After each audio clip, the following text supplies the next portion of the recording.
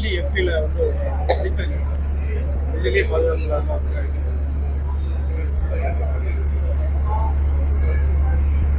இல்லைதான். இராணுவ வீரர்களுக்கே பாதுகாப்பு இல்லாத சூழல்லாம் இருந்திருக்கு. காவலர்களுக்கே பாதுகாப்பு இல்லாத சூழல் நடந்து கொண்டிருக்குது. புல்வாமா மாவட்டத்தில் தாக்கி அளிக்கப்பட்டதெல்லாம் இராணுவ வீரர்கள் தான். அது மாதிரி தான் இது. திருடனுக்கு என்ன தலைநகர், என்ன புறநகர், என்ன ஒன்றும் கிடையாது. வீடு வாத்துட்டு திருடுவான். பாதுகாப்பற்ற சூழல் இருக்குது. இங்கே ஒரு நாடே கண்காணிக்கப்படணும். இப்போ நவீன தொழில்நுட்பம் வந்துருச்சு. எல்லா இடங்களையும் கண்காணிப்பு கருவிகளை பொருத்தி 2 கண்கள் நம்மளை எப்போவுமே பார்த்துக்கிட்டு இருக்கு அப்படின்னு வந்தால் தான் ஒரு இது வரும். இந்த மாதிரி குற்றங்களுக்கு கடும் தண்டனைகள் கொடுத்து தடுக்கணும். இல்லைன்னா சாதாரணமாக நிகழுது. அப்படி வாகனத்தில் போகும்போது செல்ஃபோனை பறிச்சுட்டு போகிறது, தாலி அறுத்துக்கிட்டு போகிறது, சங்கிலியை பறிச்சுட்டு போகிறது, கொலை பண்ணிட்டு போகிறது. சமூகமே, நாடே ஒரு நாடாக மாறிடுச்சுங்கிறதான் உண்மை. அதை நம்ம ஒத்துக்கணும். காரணம் மனநிலையில மாற்ற வரணும். கல்வி அறிவை போதிக்கல, வாழ்க்கை நெறியை ஒழுக்கத்தை போதிக்கல. கல்வி வியாபாரம் ஆயிடுச்சு. அதனால இவ்வளவு பிரச்சனை வருது. எங்கே புத்தன், மகாவீரர், காந்தி எல்லாரும் பெரிய பெரிய மகான்கள், ஞானிகள்லாம் பிறந்த பூமி தான் இது. அவங்க ஏதோ போதிச்சா வச்சாங்க. ஆனால் ஒன்றும் மாறுதலை தரலை.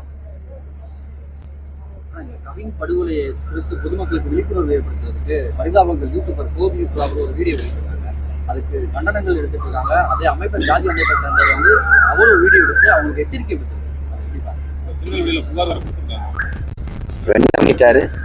அந்த வீடியோ பரிதாபங்கள் வந்து யூடியூப் மூலியமா வீடியோ வந்து விழிப்புணர்வு பண்ணிருக்காங்க. ஏன் இப்படி பண்றீங்க, நீயும் படிச்சீங்க, அந்த கொலை செய்த தம்பி அவர் சரியா தானே பண்ணியிருக்காரு. அதுல என்ன அவரை எச்சரிக்கிறது? எதன் பொருட்டும் கொலையை ஏற்க முடியாது. அது இந்த முதல்ல தமிழனுக்கு சாதி இல்லை, சாதி தமிழனுக்கு இல்லை. இதுதான் எங்க புரட்சி பாவலர் கற்பிச்சது. தமிழ் ஒரு பேரன்பின் தாய். தமிழன்ல உயர்ந்தவன் தாழ்ந்தவன் என்று எப்படி பாக்குறீங்க? என்னில் நீங்க எந்த வழியில தாழ்ந்துட்டீங்க? உங்களை நான் எந்த இடத்துல உயர்ந்துட்டேன்? இப்படி ஒண்ணும் இல்லையே. ஒருத்தன் என்னில் தாழ்ந்தான்னா அங்க தமிழ் தாழ்வு. ஒரு தமிழன் தாழ்றான், அவன் தாழ்த்தி வைக்கப்படுறான். நீ யாரும் தாழ்ந்தவன் இல்லையே, தாழ்த்தி வைக்கப்பட்டவன் தானே, தாழ்த்தப்பட்டவன் தானே. அப்ப யாரு தாழ்த்தியவன் ஒரு கேள்வி ஏன் இத்தனை 100 ஆண்டுகள் அவங்களுக்கு எழல? எப்படி எழல? அதான சிக்கல். இங்க என்னன்னா, நம்ம பாட்டனார் அயோத்தியாச பண்டிதர் சொல்றாங்க, அவன் வெள்ளக்காரன் வரும்போது அவன் மொத்தமா எல்லாரையும் அடக்கி ஆண்டான், அடிமைப்படுத்தினான்.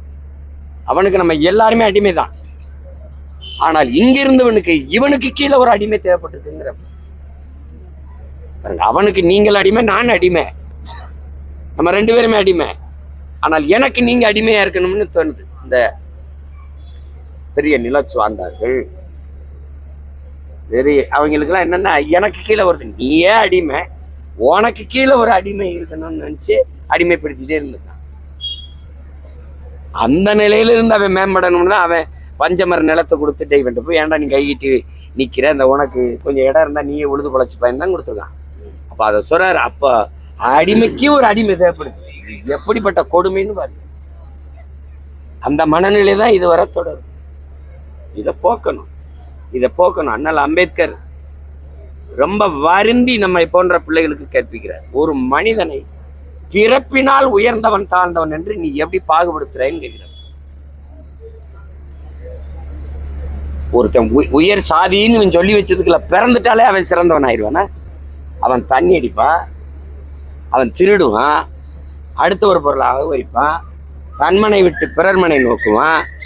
சமூகம் எதெல்லாம் கேடானது, சமூக ஒழுங்குக்கு மாறானது என்று வச்சிருக்கோ அதையெல்லாம் அவன் செய்வான்.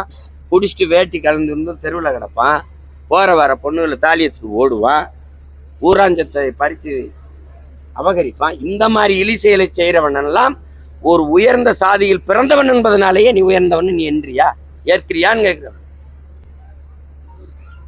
நீங்க அண்ணல் அம்பேத்கரை எப்படி எடுத்துக்கிறீங்க? அது இல்லை. நீங்க எல்லாம் சொல்ற இந்த நிலத்திலே அதிகம் படிச்சவன் அவன் தான், பெரிய அறிஞனா வந்தான். அவன் தாழ்த்தப்பட்டவனா, தாழ்ந்த குலத்துல குடியில தாழ்ந்த சாதியில பிறந்துட்டாங்கிறதுக்காக தாழ்த்தப்பட்டேன்னு சொல்லுவீங்க. அப்போ ஒருத்தனுடைய பிறப்பில் பார்க்காத உயர்வு தாழ்வை அவனுடைய செயல்பாடுகளில் பாரு. அவனுக்கு இருக்கிற அறச்சிந்தனை, ஒழுக்கம், கல்வி, அறிவு, நேர்மை, உண்மை. நீ என்ன பெரிய உயர்ந்த சாதியில பிறந்துட்டு ஊழல் லஞ்சம் பண்ணிட்டு இருந்தா நீ உயர்ந்தவன? சொல்லுங்க. மண்ணெல்லி வித்துட்டு மலையை வெட்டி வித்துக்கிட்டு உயர்ந்த சாதினா நீ உயர்ந்தவன? எப்படி இருக்கு? கள்ளச்சாரம் காய்ச்சி வைக்கிற நீ பெரிய ஜாதி. அப்ப பெரிய ஜாதியா நீ? மாசம் மாசம் கொலை பண்ணிட்டு சிறைக்கு போயிட்டு வர வேணும், அவன் உயர்ந்த சாதி. அந்த காதலை கொலை செய்யணும், அன்பை கொலை செஞ்சிடணும்னு நினைக்கிறதுல ஒரு சிந்தனை, அதுதான் தாழ்ந்த சிந்தனை, அதுதான் தாழ்ந்த சாதி.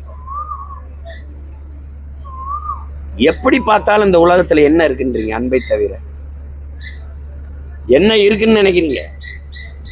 எப்படி பார்த்தாலும் அன்பு ஒன்றுதான் மிச்சமா இருக்கு. இது எவ்வளவு பேருடைய வாழ்க்கை சான்று இருக்கு.